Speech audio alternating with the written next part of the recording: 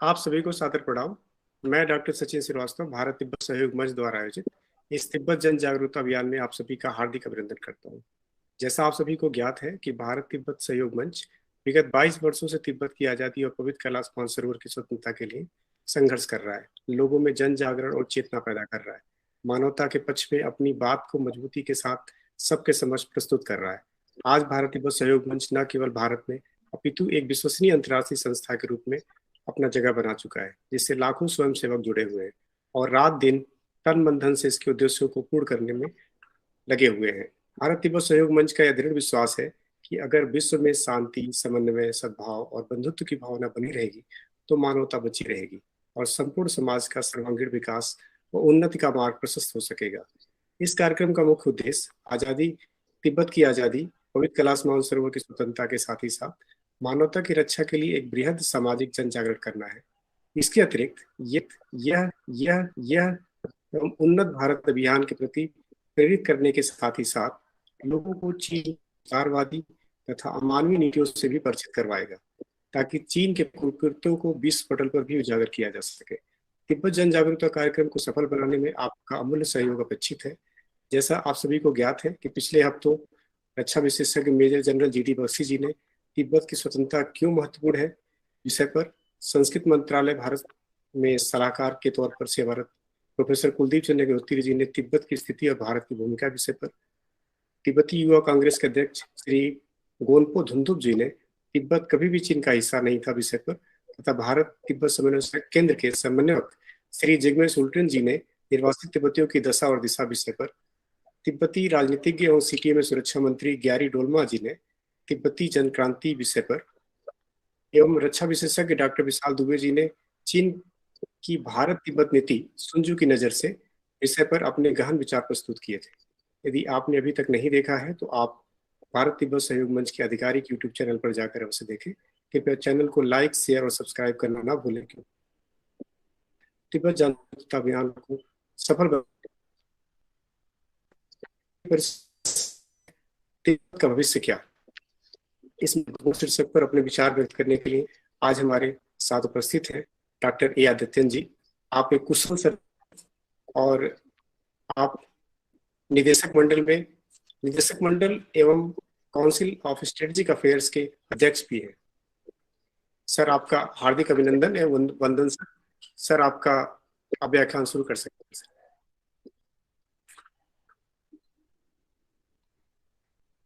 सबसे पहले मैं भारत तिब्बत सहयोग मंच का हार्दिक धन्यवाद देता हूं कि वो वैचारिक तौर पर इतना संघर्ष कर रहे हैं तिब्बत की स्वतंत्रता के लिए,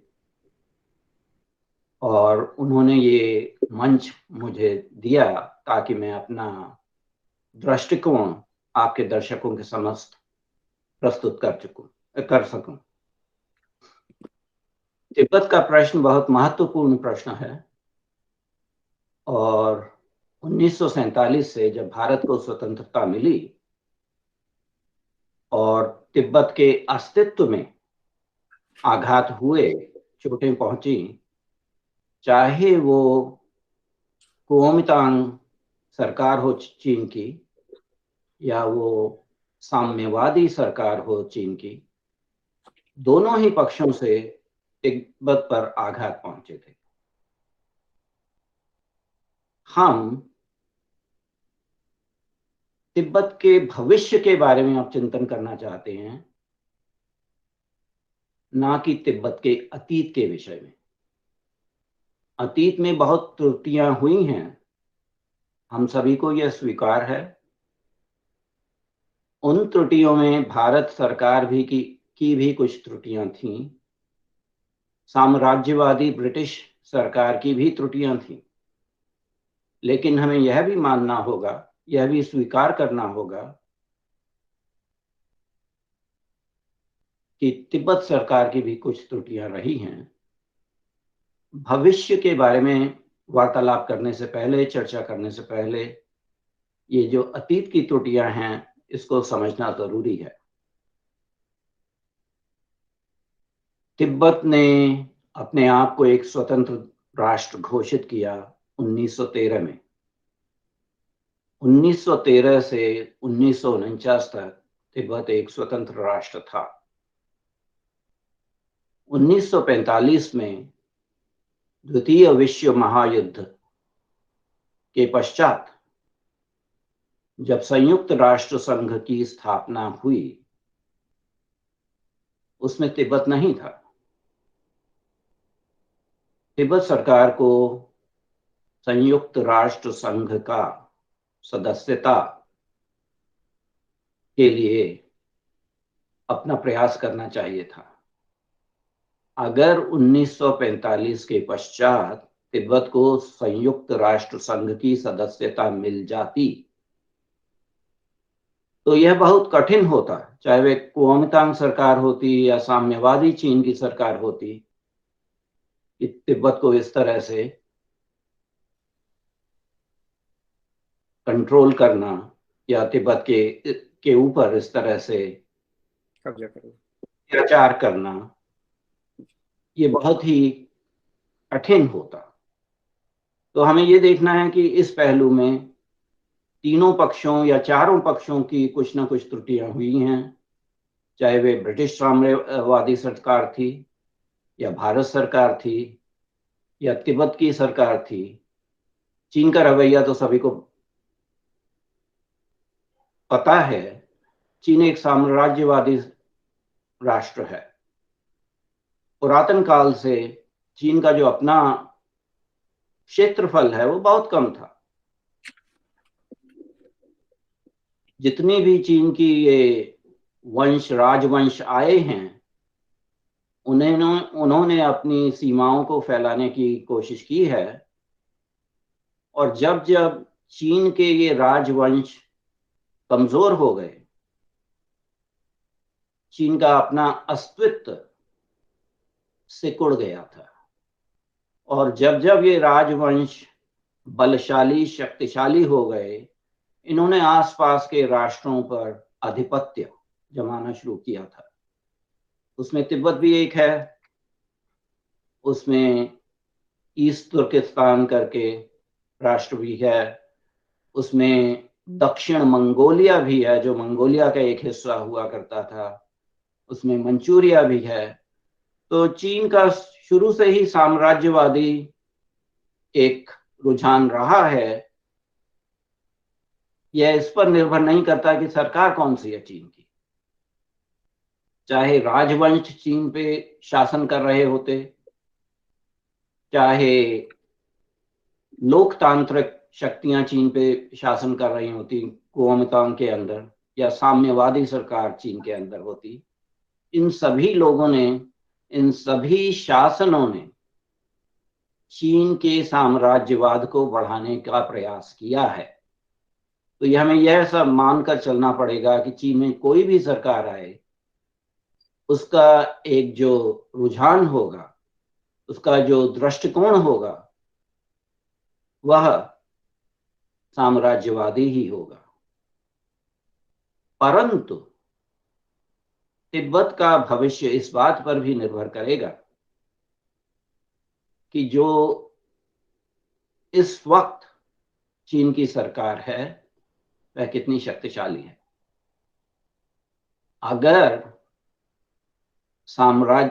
साम्यवादी चीन की सरकार पर कोई अंतरराष्ट्रीय हमला होता है या अंतरराष्ट्रीय प्रतिबंध लगाए जाते हैं और यह सरकार कमजोर हो जाती है, उस वक्त में तिब्बत के पास एक बहुत ही सुनहरा मौका होगा स्वतंत्रता को दोबारा से हासिल करने का। उसके लिए केंद्रीय तिब्बत प्रशासन को बहुत ही कदम उठाने चाहिएंगे, और ये कदम उस वक्त नहीं उठाने चाहिएंगे, ये कदम अभी उठाने चाहिएंगे। तो केंद्रीय तिब्बत प्रशासन को, जो धर्मशाला में स्थित है, ऐसे कदम लेने हैं जिससे कि प्रशासन एक तरह से एक राष्ट्र के रूप में ही कार्य करना शुरू कर दे, एक अपनी विदेश नीति बनाना शुरू कर दे, अपने विदेशी दूतावास सब राष्ट्रों में स्थापित करना शुरू कर दे। ऐसे कदम से तिब्बत सरकार को अंतरराष्ट्रीय मंचों पर कुछ सफलता मिलेगी और आपके कुछ मित्र बनेंगे अंतरराष्ट्रीय मंचों पर। आपके कुछ कार्यालय हैं केंद्रीय तिब्बतन प्रशासन के, लेकिन वो कार्यालय सिर्फ 14 देशों में हैं। कुछ देश ऐसे हैं जिन्होंने चीन को मान्यता नहीं दी है, साम्यवादी चीन को मान्यता नहीं दी है। ये छोटे छोटे देश हैं, ज्यादातर ये देश कहलाते हैं, जिसको कहते हैं आइलैंड नेशंस, जो द्वीप के समान के राष्ट्र हैं। ये 14 ऐसे राष्ट्र हैं जिन्होंने अभी तक साम्यवादी चीन को स्वीकार नहीं किया है। इन्होंने या तो ताइवान में जो कुओमितांग की सरकार है उसको स्वीकार किया हुआ है, उसको मान्यता दी हुई है, या किसी भी दोनों में से किसी पक्षों को मान्यता नहीं दी है। केंद्रीय तिब्बत प्रशासन को इन 14 देशों में अपने दूतावास या कार्यालय खोलने चाहिए। केंद्रीय तिब्बत प्रशासन को ऐसे संगठनों में, ऐसे अंतरराष्ट्रीय संगठनों में सदस्यता प्राप्त करनी चाहिए जिसमें चीन नहीं है। उससे आपकी एक अंतरराष्ट्रीय पहचान बनती है। तो आपको सदस्यता के लिए अंतरराष्ट्रीय आपराधिक न्यायालय में एक जिम्मेदार पार्टी की तरह से सदस्यता की एप्लीकेशन देनी चाहिए। केंद्रीय तिब्बत प्रशासन को जितने भी मानव अधिकार आयोग हैं, चाहे वह अंतरराष्ट्रीय हैं या वो निजी हैं या जैसा भी उनका स्टेटस है, उन आयोगों में भी अपनी सदस्यता कायम करनी चाहिए। इन कदमों को लेने से तिब्बत के प्रश्न पर अंतरराष्ट्रीय चर्चा का होना स्वाभाविक है और इन प्रश्नों पर चीन को एक तरफ, एक कोने में पहुंचाने का प्रयास होना चाहिए।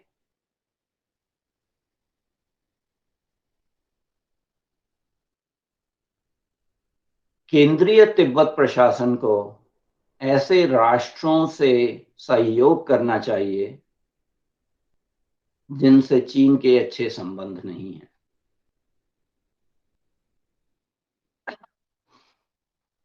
इस दिशा में केंद्रीय तिब्बतन प्रशासन को ताइवान की सरकार से संबंध बनाने चाहिए। केंद्रीय तिब्बत प्रशासन को ताइवान की सरकार को मान्यता देनी चाहिए और ताइवान के राष्ट्रपति के साथ कुछ शिखर वार्ता करनी चाहिए।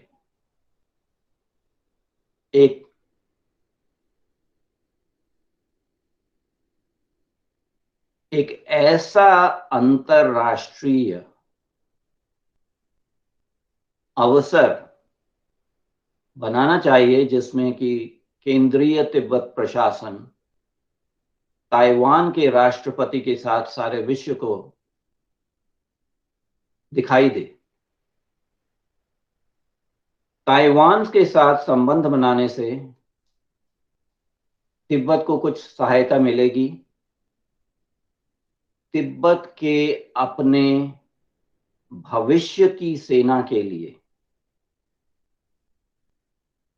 कुछ योद्धाओं को ट्रेन करने के लिए ताइवान से मदद मिल सकती है।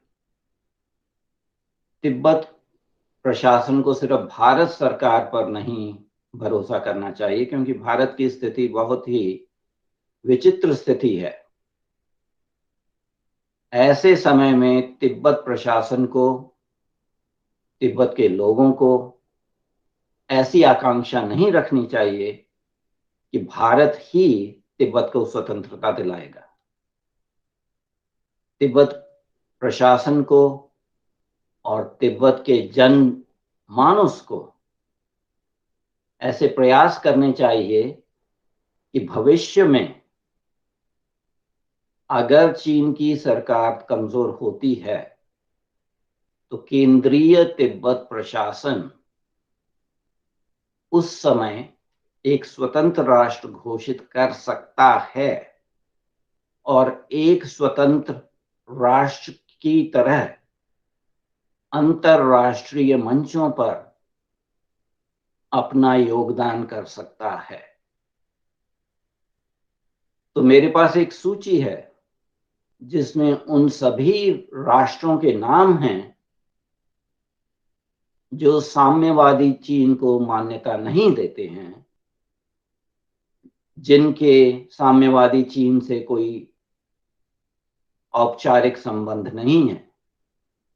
और ये राष्ट्र हैं Guatemala, Haiti, Honduras, Paraguay, Nicaragua, Eswatini, Belize, Saint Lucia, Saint Vincent, Marshall Island, Saint Kitts, Nevis, Palau, Tuvalu, Nauru और वेटिकन।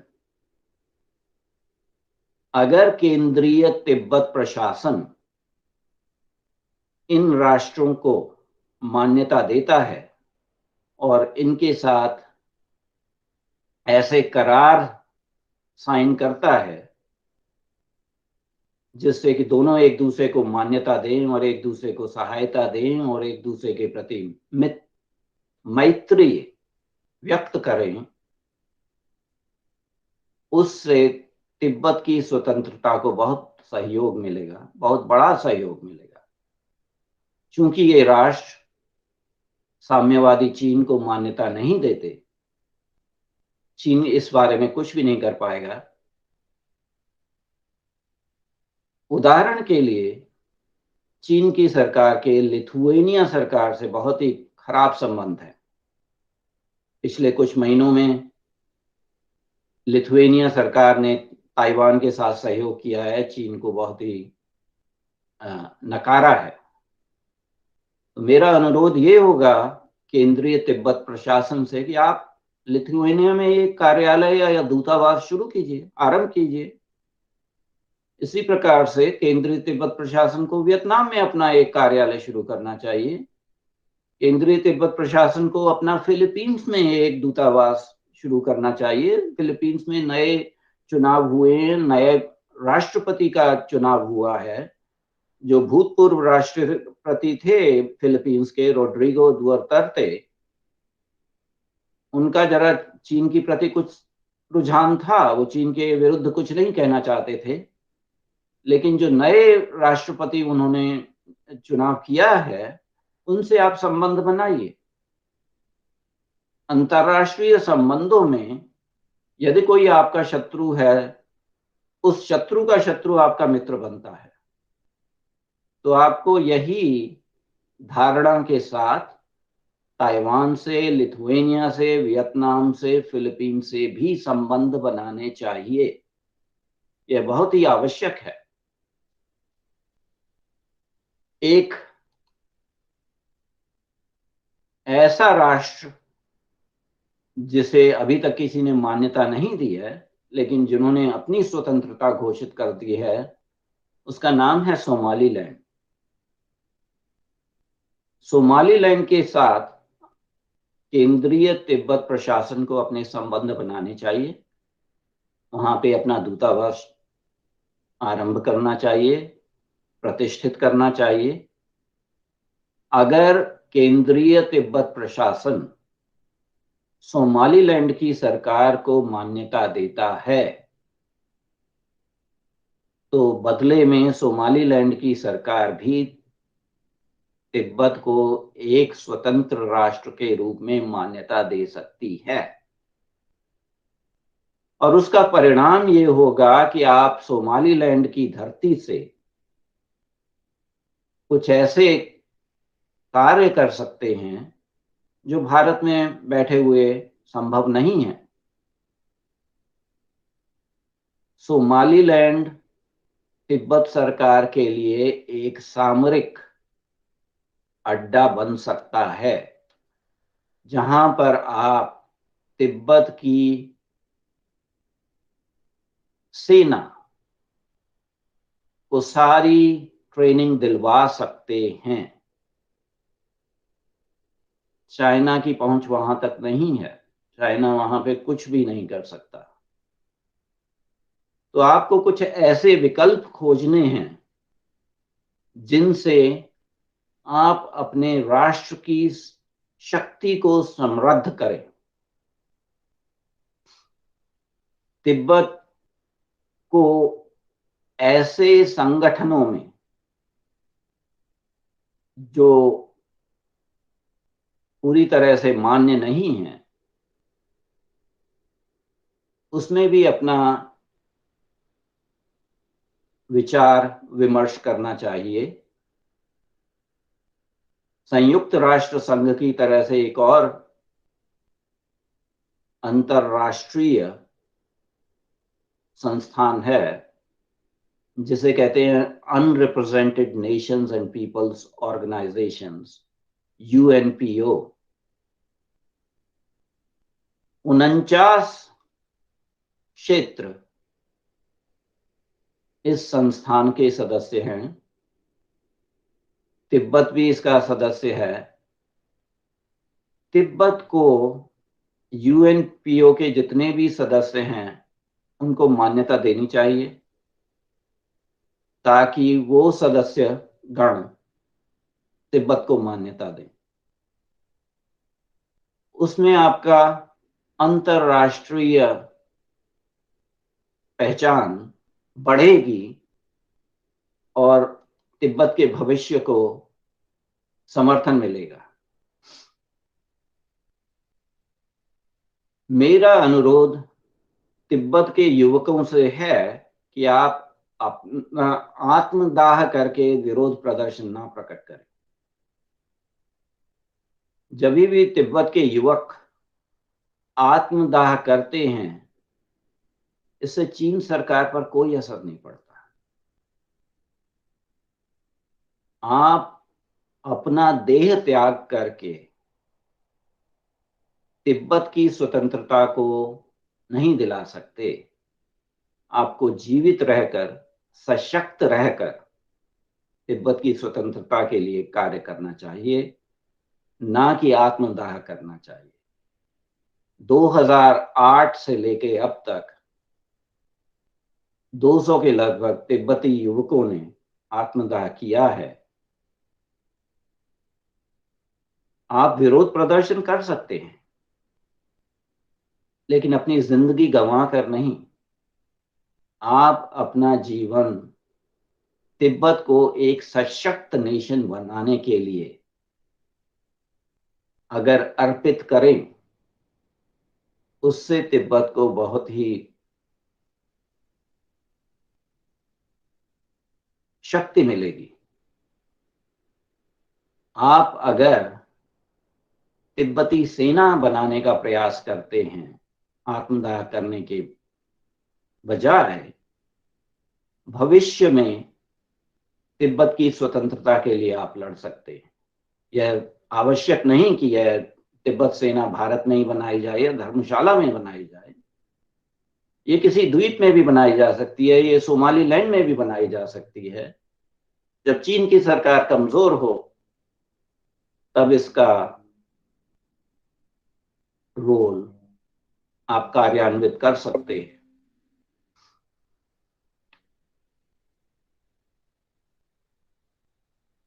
तिब्बत में एक और भी आक्रमण हो रहा है चीन की तरफ से।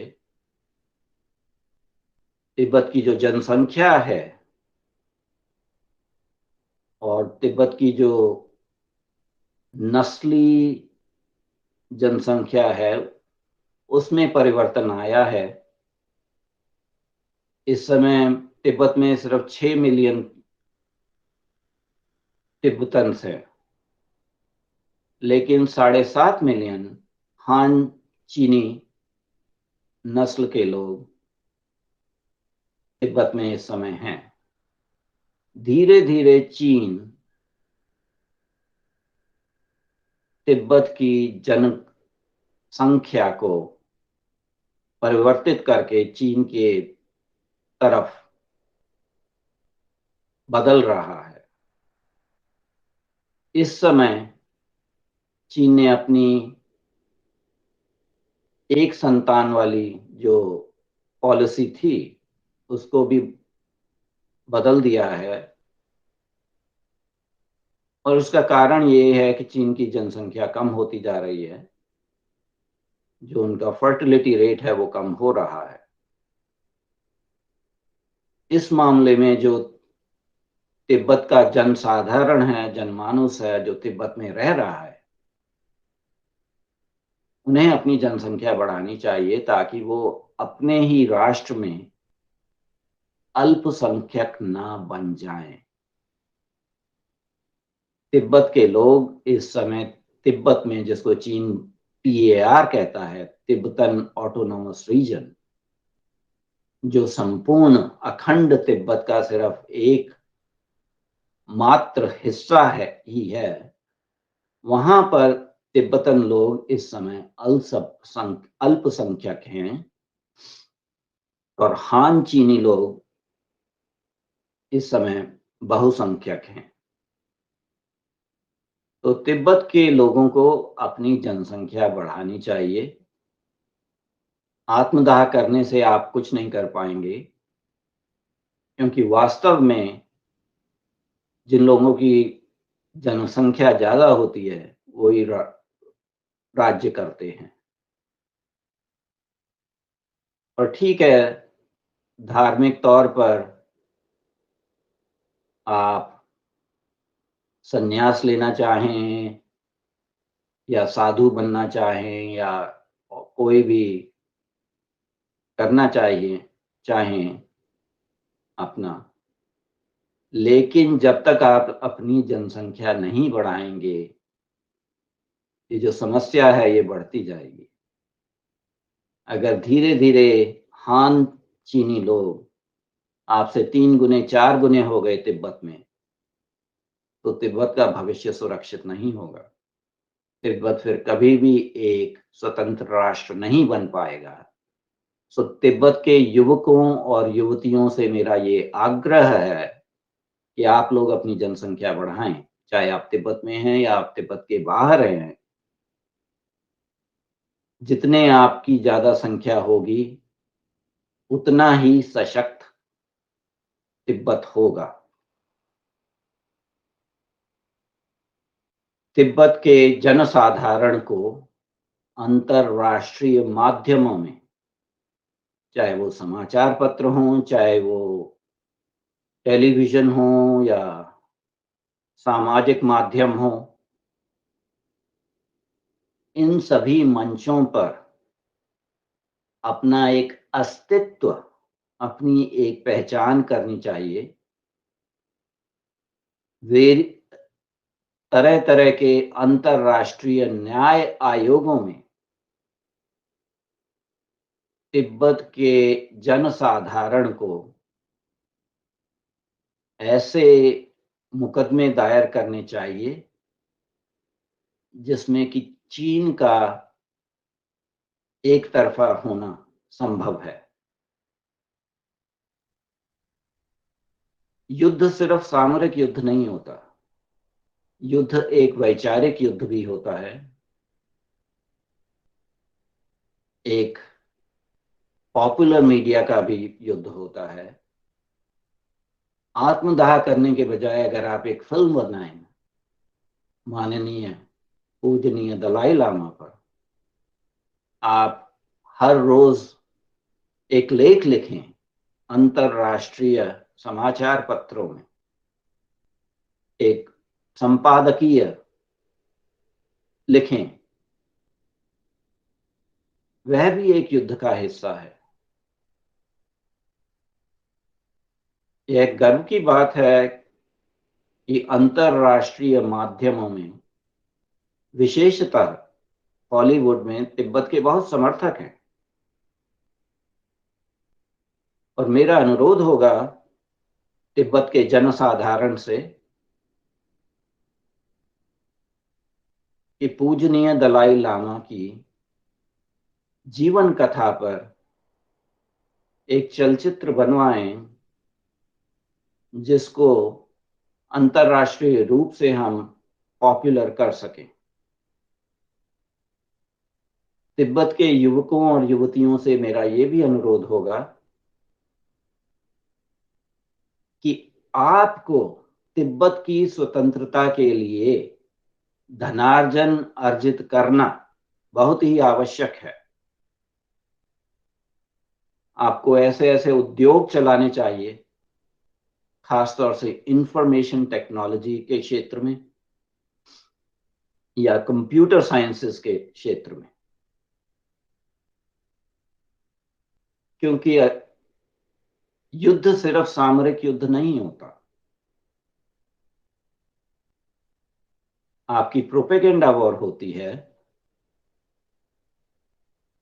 आपका आजकल काफी चर्चा में है यह विषय, साइबर वॉरफेयर का। तो आपको अपने योद्धाओं को, अपने युवकों को, चाहे वो लॉ वॉरफेयर हो या प्रोपेगेंडा वॉरफेयर हो या साइबर वॉरफेयर हो, सभी में प्रशिक्षा देनी चाहिए, ताकि एक जो महाशक्ति बन रहा है ये साम्यवादी चीन, इसको एक द्वंद्व युद्ध में आप करारा उत्तर दे सके। आत्मदाह करने से तिब्बत के भविष्य को कोई समर्थन नहीं मिलेगा, लेकिन अगर तिब्बत के युवक और युवतियां इंफॉर्मेशन टेक्नोलॉजी और कंप्यूटर साइंस में इतने प्रशिक्षित हो जाएं कि चीन की व्यवस्था को चरमरा दे, चीन के उपग्रहों को बंद करवा सके, चीन की इलेक्ट्रिसिटी ग्रिड को आप बंद करवा सके, यह भी युद्ध का एक हिस्सा है। और यह समझना आवश्यक है कि ऐसे कदमों से आप चीन की साम्यवादी तथा साम्राज्यवादी सरकार को नीचा दिखा सकते हैं।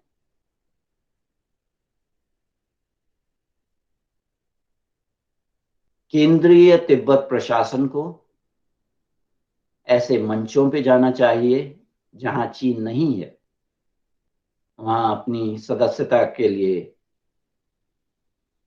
आपको एप्लीकेशन देनी चाहिए। कुछ ऐसे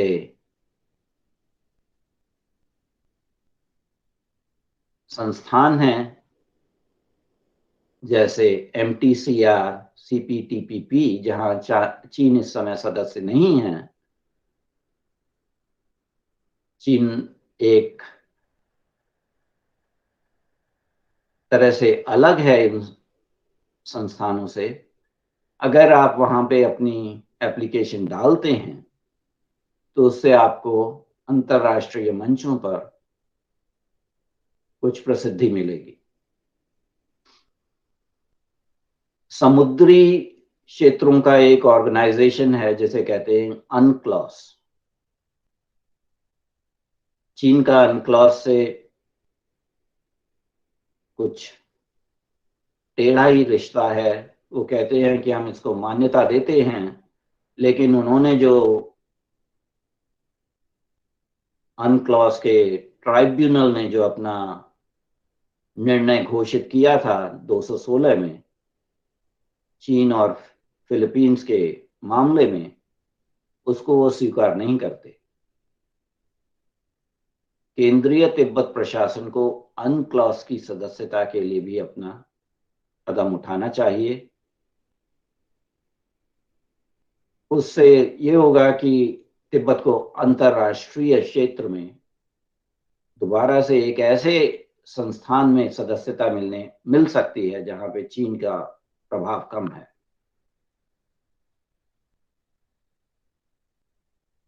मेरा बस यही अनुरोध है कि आप इस समय स्वतंत्र राष्ट्र नहीं हैं, लेकिन आपको सारे ऐसे कदम उठाने चाहिए जिससे कि आप तिब्बत को एक स्वतंत्र राष्ट्र के रूप में प्रस्तुत कर सके अंतरराष्ट्रीय समाज के समक्ष। ज्यादातर मेरा चर्चा होती है तिब्बत मूल के व्यक्तियों से या तिब्बती मूल के संस्थानों से। उनका सिर्फ यही दृष्टिकोण होता है कि भारत सरकार तिब्बत की स्वतंत्रता के लिए क्या कर रही है, या अमेरिकी सरकार तिब्बत की स्वतंत्रता के लिए क्या संघर्ष कर रही है, क्या कदम उठा रही है। देखिए, अगर आपको एक स्वतंत्र राष्ट्र बनना है तो आपको इजराइल के अनुभव को अख्तियार करना होगा। स्वतंत्रता मिलने से पहले 1947 में जब इजराइल को स्वतंत्रता मिली, उससे पहले 4 दशकों में इजराइल के जो यहूदी युवक थे, इजराइल का जो यहूदी समाज था, वह इस तरह से काम कर रहा था कि हाँ, भविष्य में हम एक राष्ट्र होंगे। और उनके सारे ही कदम ऐसे थे कि जैसे ही संयुक्त राष्ट्र संघ ने मान्यता दी, वह अपना राष्ट्र सुचारू रूप से चला सके। केंद्रीय तिब्बत प्रशासन को इजराइल का जो मार्ग है 1947 से पहले वाला, वही अख्तियार करना चाहिए। और चीन की जो पॉलिसीज हैं उनमें देखिए क्या खामियां हैं। उन खामियों को आपने उपयोग करना है और चीन की खामियों को अपना शक्ति बनाना है। एक साइकोलॉजिकल वॉरफेयर करना है चीन की साम्राज्यवादी साम्यवादी सरकार के विरुद्ध।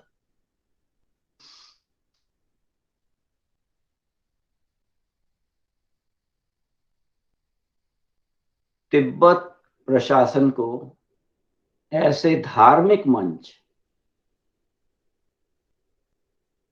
अपनाने चाहिए जिससे आपको अंतर्राष्ट्रीय मान्यता मिले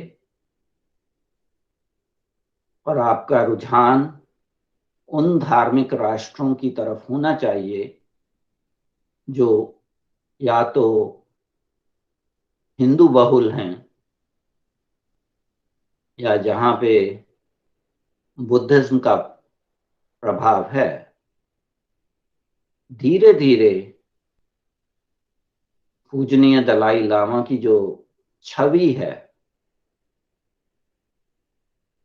ऐसे राष्ट्रों में आपको बहुत सफलता मिलेगी। और ये समय ज्यादा नहीं है, तो धार्मिक राष्ट्रों में, चाहे वो हिंदू बहुल हों या बुद्धिस्ट हों, बौद्ध हों, उन राष्ट्रों में आपको विभिन्न संस्थानों से, विभिन्न सरकारों से संबंध बनाने चाहिए। वहां पर आपको अपना अस्तित्व दर्शित करना चाहिए। ऐसे कदमों के लेने के बिना तिब्बत का भविष्य सुरक्षित नहीं होगा। अगर तिब्बत का भविष्य एक स्वतंत्र, एक अखंड राष्ट्र के रूप में होना है, तो उसके लिए आपको बहुत संघर्ष करना पड़ेगा। वैचारिक रूप से संघर्ष करना होगा, सामरिक रूप से संघर्ष करना होगा, मनोवैज्ञानिक रूप से संघर्ष करना होगा।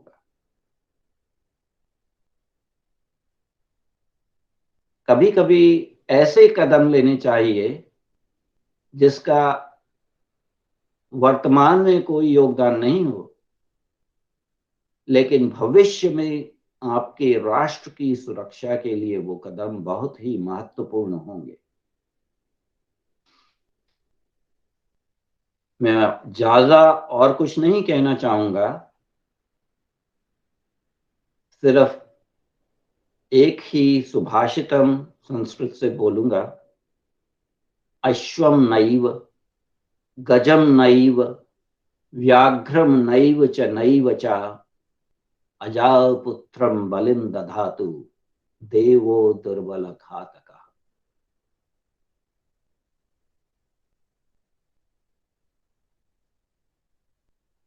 अश्व की नहीं, गज की नहीं, बाघ की नहीं, सिर्फ यज्ञ में एक मेमने का ही सैक्रिफाइस किया जाता है, बलि दी जाती है। देवता लोग भी दुर्बल लोगों को अपना संरक्षण नहीं देते।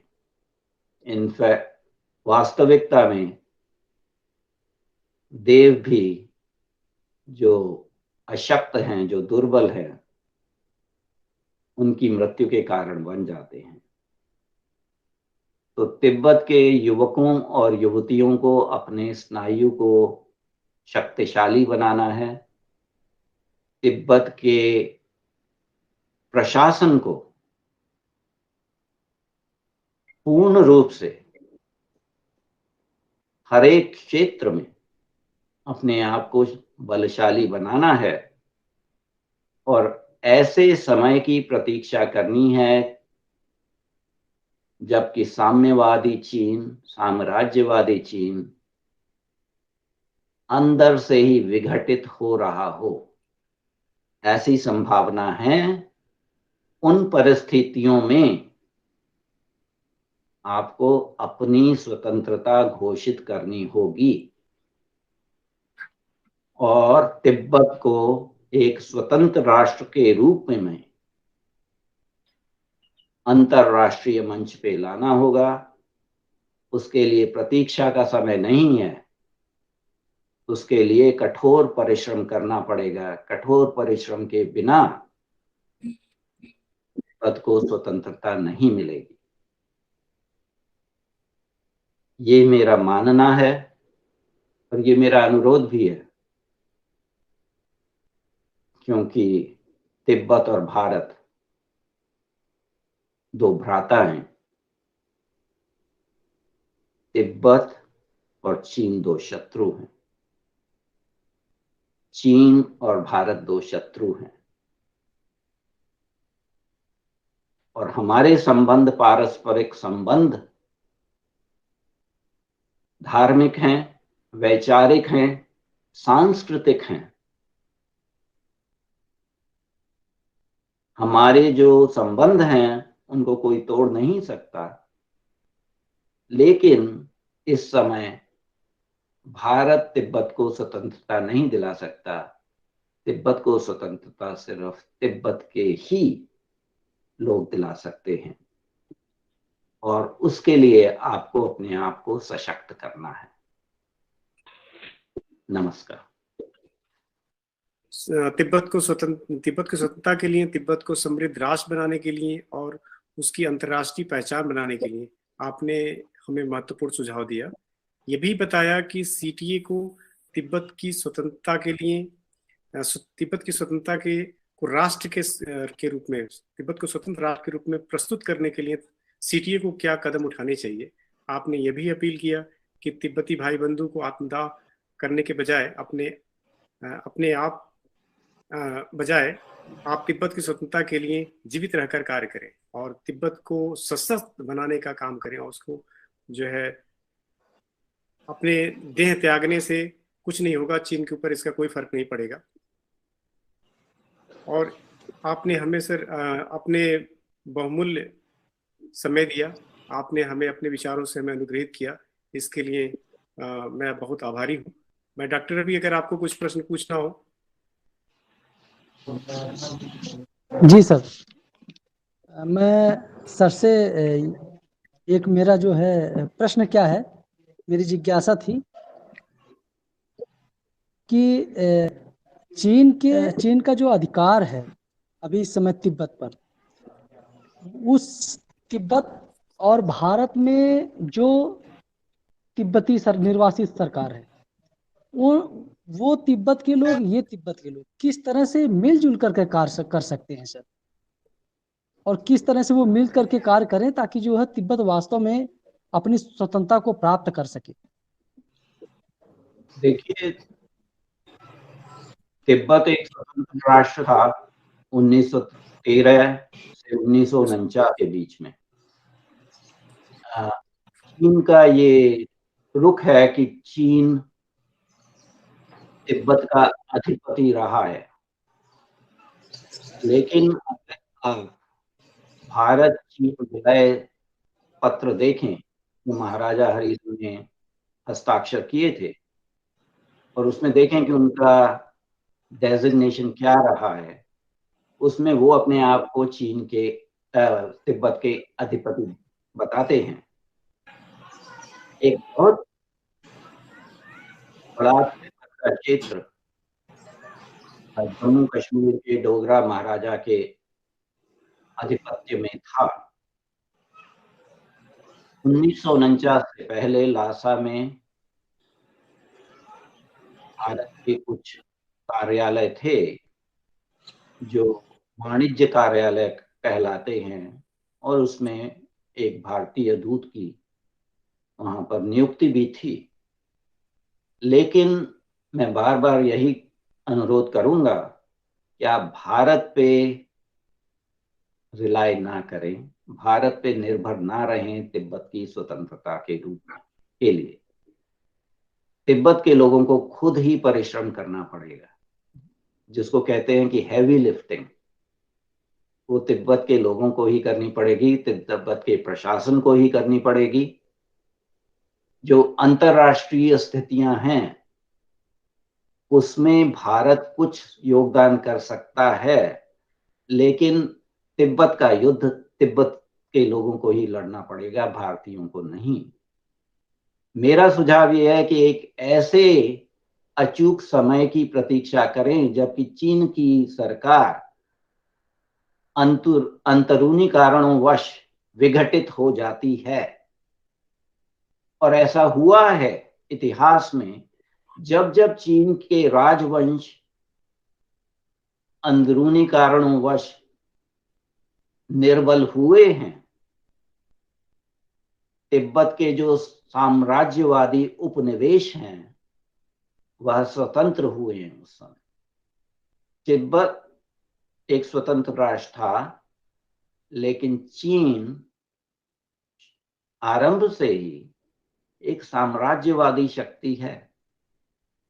विभिन्न राजवंशों ने, चीन के विभिन्न राजवंशों ने आसपास के देशों पर कब्जा किया है शक्ति प्रदर्शन के साथ, लेकिन उनका ये अधिकार, उनका ये अस्तित्व, उनका ये प्रभुत्व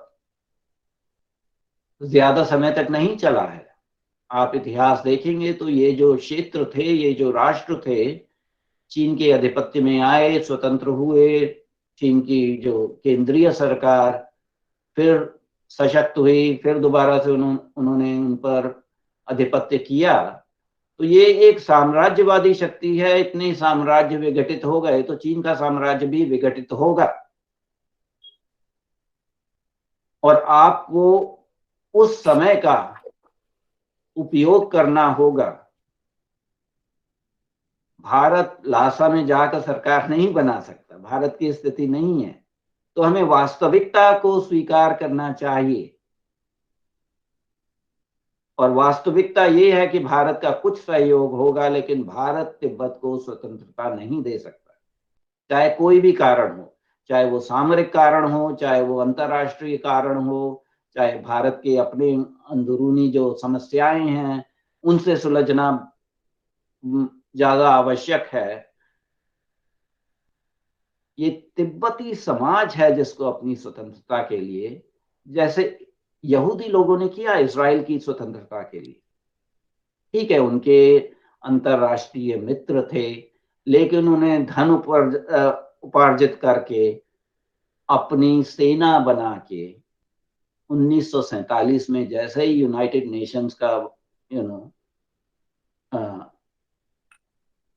ने निर्माण किया वहां पे इजराइल का, उन्होंने अपने राष्ट्र को एकदम से सुचारू रूप से, सशक्त रूप से चलाना किया कि कोई भी आक्रमण कर दे उन्हें मुंह की खानी पड़ी।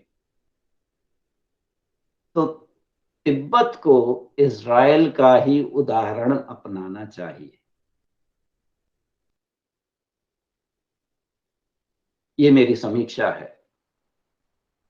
और हमने 70 साल तो गंवा दिए जी। हमने 70 साल इसलिए गंवा दिए कि तिब्बत का समाज भारत की तरफ देखता है कि भारत हमें कब स्वतंत्रता दिलाएगा।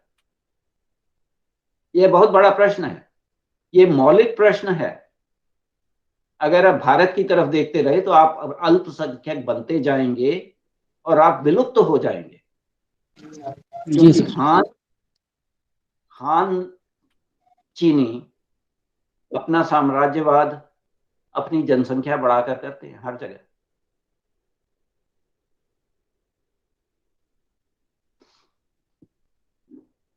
अगर और कोई प्रश्न है तो मैं तत्पर हूं का उत्तर देने के लिए। Doctor DK Sharma ji, unmute कर लीजिए अपने आप को प्लीज। मैं तो अनम्यूट हूं। नहीं नहीं sir, DK Sharma ji unmute नहीं है। अच्छा। डीके शर्मा जी। हाँ नमस्कार सर। सर जैसे आपने अपने उद्बोधन में कहा कि तिब्बतियों को अपनी स्वतंत्रता के लिए खुद ही लड़ाई लड़नी पड़ेगी, चाहे इसके लिए उसको अपनी जनसंख्या बढ़ानी पड़े या कुछ भी करना पड़े, या एक आईटी के क्षेत्र में स्ट्रांग होना पड़े या अदर क्षेत्र में स्ट्रांग होना पड़े।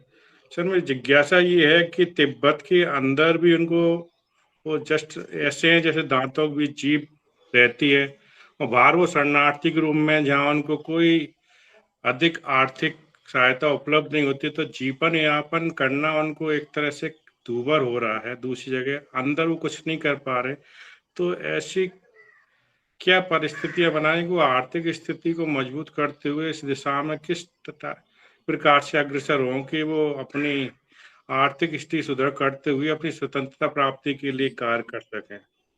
देखिए, तिब्बत के युवकों को धन अर्जित करने के लिए कार्य करना पड़ेगा। धन संचय के बिना कुछ नहीं हो सकेगा।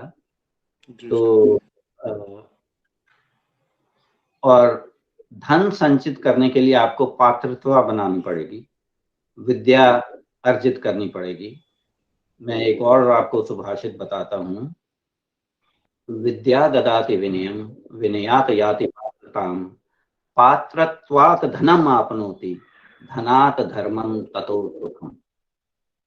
तो धन संचय करना बहुत ही आवश्यक है तिब्बती समाज के लिए। और अगर ये 1959 की बात थी मैं समझ सकता था। भारत में तिब्बत मूल के लोगों को, तिब्बती समाज को पूर्ण स्वतंत्रता है। आप अपने उद्योग बना सकते हैं, आप पे कोई रोक टोक नहीं।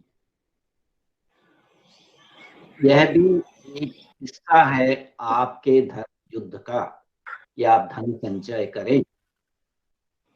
आपको उच्च शिक्षा देने में कोई प्रतिबंध नहीं है भारत में। उच्च शिक्षा अर्जित करने में तिब्बत के जो मूल के निवासी हैं यूरोप में या अमेरिका में, उन्हें कोई ऐसा प्रतिबंध नहीं है, लेकिन आपको उन क्षेत्रों में जाना होगा। के लोग विधि विधान में बन रहे हैं, मतलब नौ के एरिया में कर रहे हैं, तो नहीं उद्योग चलाते नए नए, ये जो स्टार्टअप जिसको बोलते हैं, जो बुद्धि है आपको उसको इस्तेमाल करना है, उसको प्रयोग करना है ताकि आपका समाज समृद्ध और सशक्त बने। अगर समाज सशक्त होगा, समृद्ध होगा, तभी आप इस शत्रु से युद्ध कर पाए। और ये शत्रु है आपका, ये आपको समझना चाहिए। ये जो मुझे कहना पड़ेगा, मीडियम वे वाली बात है ना, मध्यम मार्ग वाली बात, वो चीन जैसी साम्राज्यवादी शक्ति के सामने नहीं चलेगा। मध्यम मार्ग आपको विलुप्त कर देगा। और इतने प्रयास किए जा चुके हैं, दशकों से प्रयास हो रहे हैं मध्यम मार्ग को अपनाकर कि स्थिति और खराब ना हो जाए, लेकिन उसका परिणाम क्या है? क्या परिणाम देखा हमने? क्या चीन की सरकार ने तिब्बत को स्वायत्तता दी? नहीं। क्या चीन की सरकार भविष्य में तिब्बत को स्वायत्तता देगी? ऐसा होने के आसार नहीं नजर आते। तो आपको हर एक प्रयास ऐसा करना पड़ेगा कि तिब्बत एक स्वतंत्र राष्ट्र के रूप में अपनी पहचान बना ले, चाहे वह तिब्बत सरकार तिब्बत में है या नहीं। उसके बिना आप स्वतंत्रता नहीं प्राप्त करेंगे, क्योंकि आप असुरों से युद्ध कर रहे हैं, मानवों से नहीं। ये एक आसुरिक शक्ति है, इसका विघटन होगा। हर साम्राज्यवादी शक्ति का विघटन होता है। साम्राज्य हमेशा नहीं रहते, आते हैं चले जाते हैं। लेकिन आपको ऐसे प्रयास करने चाहिए कि जब ये साम्राज्यवादी सरकार अपने अंदरूनी कारणोंवश विघटित होती है, तब आपका क्या कदम होगा कि आप तिब्बत को दोबारा से स्वतंत्र राष्ट्र के रूप में चला सकें।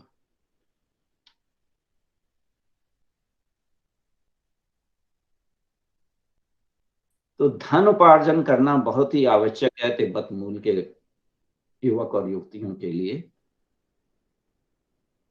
जो धन संचय आप करेंगे वो आप तिब्बत की स्वतंत्रता के लिए करेंगे, तिब्बत के समाज की समृद्धि के लिए करेंगे। आप इसमें कोई ऐसा ग्लानि नहीं होनी चाहिए, ऐसा नहीं होना चाहिए कि ये कोई गलत काम कर रहे हैं।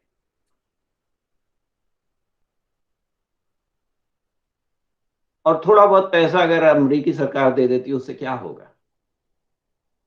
समझ रहे हैं ना? हमारे जीवन काल में एक व्यक्ति है, उसका नाम है जेफ बेजोस। उसने अपनी नौकरी छोड़ के एक कंपनी चलाई और पूरे विश्व का सबसे धनी व्यक्ति बन गया है जेफ बेजोस, अमेज़न कंपनी चला के। तो अंतरराष्ट्रीय क्षेत्र में ऐसा कोई प्रतिबंध नहीं है कि अगर आपके पास अच्छे विचार हैं और आपके पास कुछ ऐसे जिसको उद्योग हैं, जिसको आप अंतर्राष्ट्रीय रूप से सफल कर सकते हैं, तो यही मैं कह रहा हूं कि आत्मदाह करने से क्या होगा।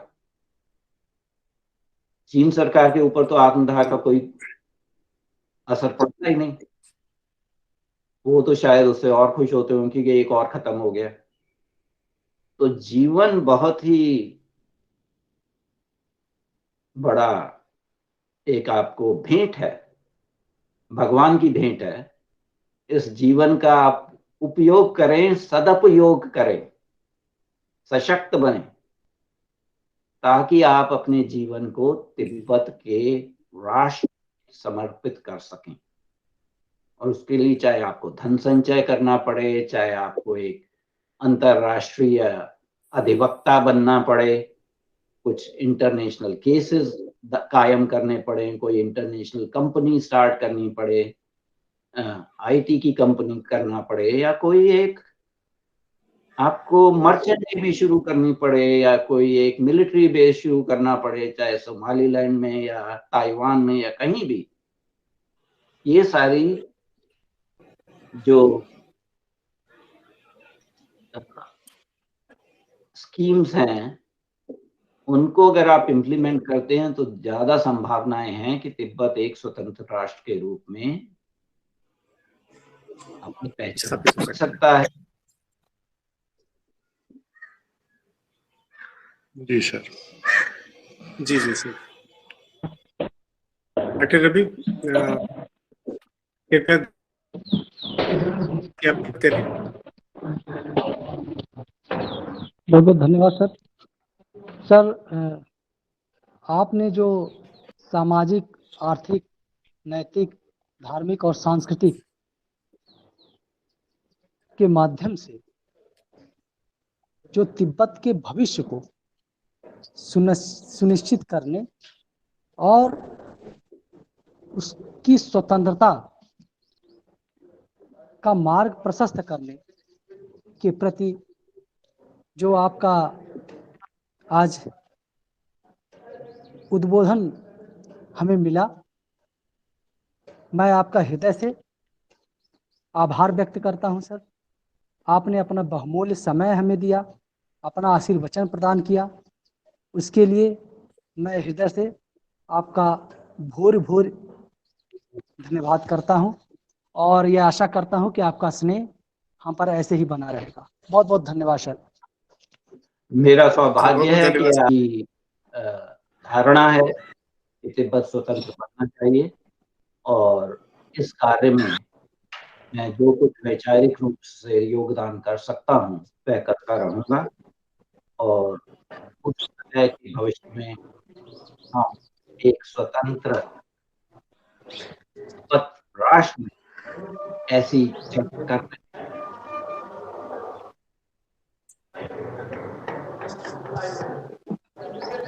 धन्यवाद सर, धन्यवाद।